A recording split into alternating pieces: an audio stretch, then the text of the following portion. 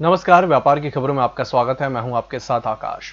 कारोबारी सप्ताह के आखिरी दिन बीएसई सेंसेक्स 127 अंकों पर 40,685 पर और निफ्टी 33 अंकों पर 11,930 पर बंद हुआ। बाजार में आईटी, ऑटो और मेटल शेयरों में तेजी रही। निफ्टी ऑटो इंडेक्स 2.93% की बढ़त के साथ बंद हुआ, जबकि बैंकिंग इंडेक्स में हल्की गिरावट देखने को मिली।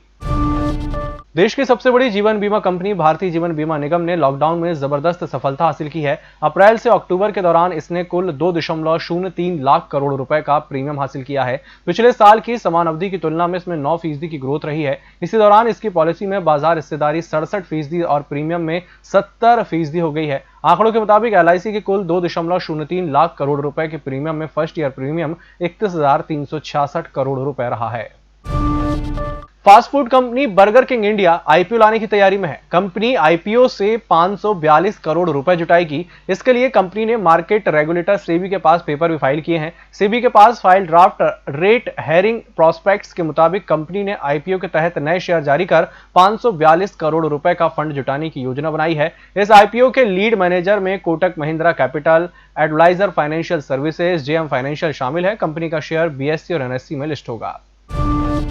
स्टेट बैंक ऑफ इंडिया के group chief economic advisor Saumya Kanti Ghosh ने एक रिपोर्ट में लिखा है कि भारत में महिलाओं की कानूनी शादी की उम्र 18 साल से बढ़ाने के कई सारे सामाजिक और आर्थिक लाभ हैं। उन्होंने कहा है कि इससे मातृ मृत्यु दर में कमी, पोषण में सुधार, अधिक लड़कियों का कॉलेज जाना और अधिक महिलाओं को आर्थिक स्वतंत्रता के फायदे मिलेंगे। आपको बता दें कि जल्द ही सरकार महिलाओं की शादी की वैधानिक उम्र में बढ़ोतरी की घोषणा कर सकती है।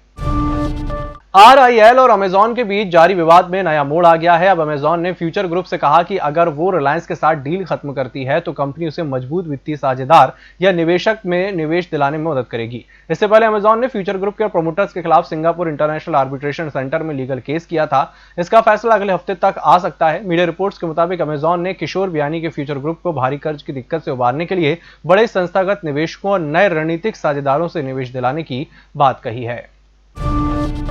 इसी के साथ बुलेटिन वक्त चला छोटे से ब्रेक का, जल्द हाजिर होंगे।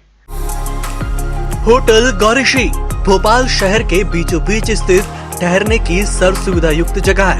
Room available in affordable prices और facilities free wifi, AC, TV, parking, security, lift, full sanitized room, toiletry kit. Hotel Gaurishri, hall number 8, Chittor complex, MP Nagar, zone 1, Bhopal. Phone number 7898128620। Break के बाद एक बार फिर से आपका स्वागत है। जर्मनी की दिग्गज स्पोर्ट्स वेयर कंपनी एडिडास एजी अपने प्रमुख ब्रांड रीबॉक को बेचने पर विचार कर रही है। इस मामले से वाकिफ एक सूत्र के हवाले से अंतर्राष्ट्रीय मीडिया रिपोर्ट्स में कहा गया है कि कंपनी आने वाले महीनों में तय करेगी कि बिक्री प्रक्रिया आगे बढ़ाई जाए या नहीं।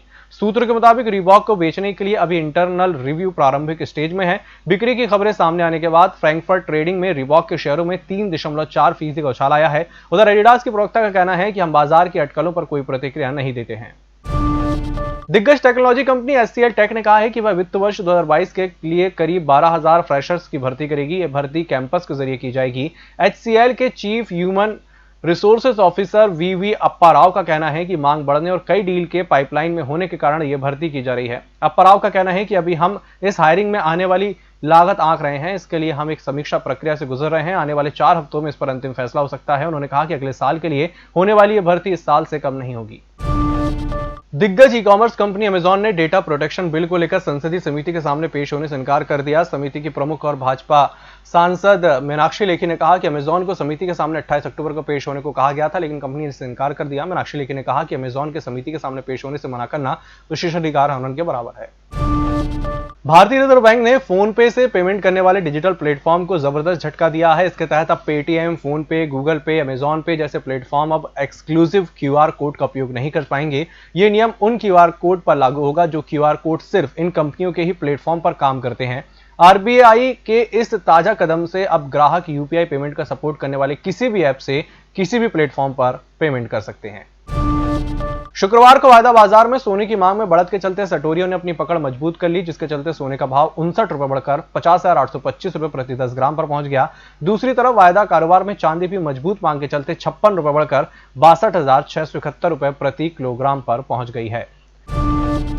व्यापार की खबरों में फिलहाल इतना ही। इसी के साथ मुझे दीजिए इजाजत। नमस्कार।